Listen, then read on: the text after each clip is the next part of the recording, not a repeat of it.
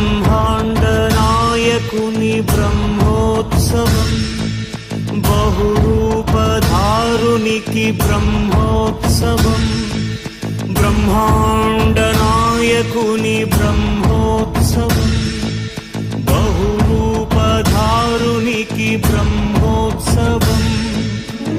శ్రీభూసతులతో శరణాగతులతో, శ్రీభూసతులతో శరణాగతులతో, ఏడు కొండల పైన చక్కగా బ్రహ్మరూపునికి